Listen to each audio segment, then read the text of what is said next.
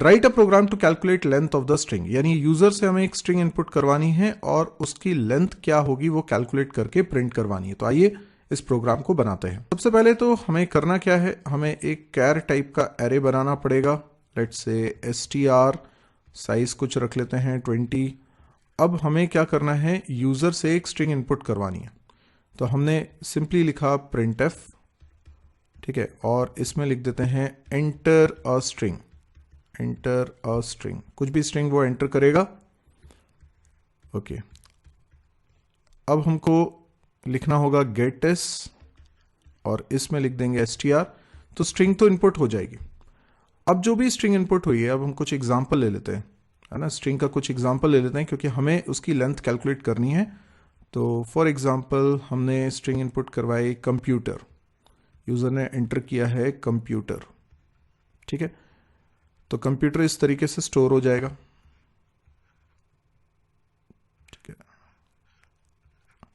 और इसके आगे नल कैरेक्टर भी ऑटोमेटिकली स्टोर हो जाएगा। इसकी आप टेंशन मत लीजिए, नल कैरेक्टर जब आप एंटर की प्रेस करेंगे ना इनपुट करते वक्त, तो वो ऑटोमेटिकली नल कैरेक्टर को लास्ट में प्लेस कर देगा। 0 1 2 3 4 5 6 7 8 इस तरह से है, आगे और भी होंगे। लेकिन इस स्ट्रिंग की लेंथ होनी क्या चाहिए, इस स्ट्रिंग की लेंथ जब आप कैलकुलेट करेंगे तो उसमें नल को काउंट नहीं करेंगे, नल के पहले तक जितने कैरेक्टर्स हैं, तो टोटल 8 कैरेक्टर, क्योंकि इंडेक्स नंबर 0 से 7 तक जा रहे हैं, ठीक है। तो देखा जाए तो जो भी नल कैरेक्टर का इंडेक्स वैल्यू होगी वही तो लेंथ ऑफ द स्ट्रिंग होगी। आप देखो नल कैरेक्टर का इंडेक्स क्या है, 8 है, तो इसके पहले 8 कैरेक्टर रहे होंगे 0 से 7 तक। तो लेंथ ऑफ द स्ट्रिंग निकालने का मतलब है नल कैरेक्टर का इंडेक्स फाइंड आउट कर लीजिए। और ये फाइंड आउट करने का सिंपल सा तरीका मैं आपको बताता हूँ। जैसे मान लीजिए यहां पर मैं एक वेरिएबल ले लेता हूं i नाम का, और मैंने एक लूप यहां पर लगा लिया फॉर i की वैल्यू 0 से स्टार्ट करते हुए और str i तक चला देता हूं। ये कब रुकेगा, जब नल आ जाएगा। जब नल आ जाएगा तब ये लूप रुक जाएगा। और देखिए मैं इंटेंशनली फॉर की बॉडी नहीं बनाना चाहता क्योंकि बॉडी में कुछ लिखने लायक है भी नहीं, तो मैं यहीं पर सेमीकोलन लगा देता हूं, ठीक है। कई लोगों को लगेगा ये गलत है, ये गलत नहीं है, बिल्कुल सही है, आप ऐसा कर सकते हैं, इससे एरर नहीं आती है, बल्कि इसका मतलब ये है कि फॉर की बॉडी में कोई स्टेटमेंट नहीं है। तो पहले क्या होगा, i की वैल्यू 0 होगी, फिर str0, str0 क्या है, c, है ना, कंप्यूटर का c, वो नॉन जीरो वैल्यू है, इसलिए उसका आस्की कोड जो है नॉन जीरो वैल्यू है 67।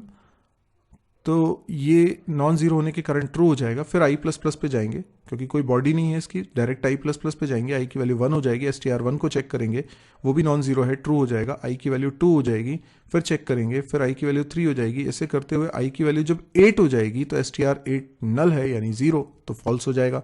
तो i की वैल्यू 8 है तब ये कंडीशन फॉल्स हुई है। तो हमें सिर्फ क्या करवाना है, प्रिंट करवाना है। हम बोलेंगे लेंथ इज %d और यहां i की वैल्यू प्रिंट करा देते हैं क्योंकि i की वैल्यू ही स्ट्रिंग की लेंथ है। तो आई होप आपको ये समझ में आ गया होगा प्रोग्राम।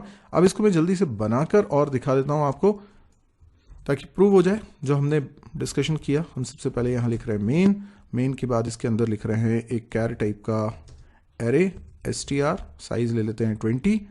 इसके बाद हम एक इंट टाइप का वेरिएबल बना रहे हैं i, और फिर हमने एक printf लिखा enter a string, enter a string.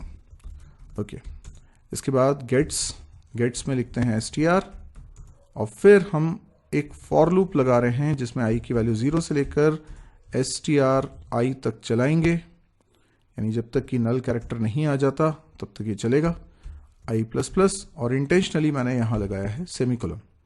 अब मैं लिख रहा हूं printf। ये printf जो मैं लिख रहा हूं ये लूप की बॉडी के बाहर है, लेंथ इज %d, और यहां पे प्रिंट करवा दिया हमने i की वैल्यू। दैट्स इट, गेट से और लगा देते हैं।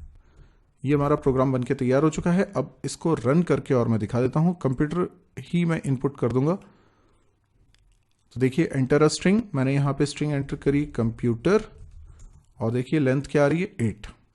तो आई होप आपको ये प्रोग्राम एग्जाम्पल के थ्रू समझ में आ गया होगा। अब एक और इंपॉर्टेंट बात आप मेरी समझ लीजिए, क्योंकि आगे बहुत सारे प्रोग्राम्स मैं असाइनमेंट में देने वाला हूं, और जब आप असाइनमेंट को सॉल्व करेंगे तो मेरी ये टिप आपको बहुत काम आएगी।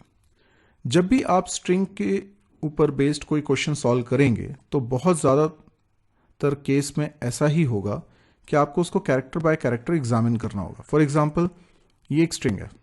अब मैं आपसे बोलता हूं कि इसके अंदर फाइंड आउट करो कि u कितनी बार आ रहा है।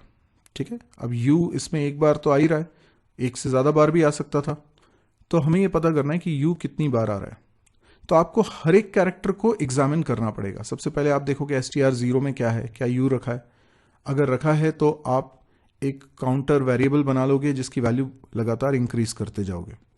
तो आपको एक एक कैरेक्टर एग्जामिन करना पड़ेगा। जब भी आपको एक एक कैरेक्टर एग्जामिन करना है, तो क्योंकि सारे कैरेक्टर्स ही एग्जामिन करने हैं, तो जितने कैरेक्टर्स हैं उतनी बार आपको ये काम दोहराना होगा। तो लूप लगाएंगे, हम i की वैल्यू 0 से लेके stri तक जाएंगे, यानी जब तक नल कैरेक्टर नहीं आ रहा, और i++।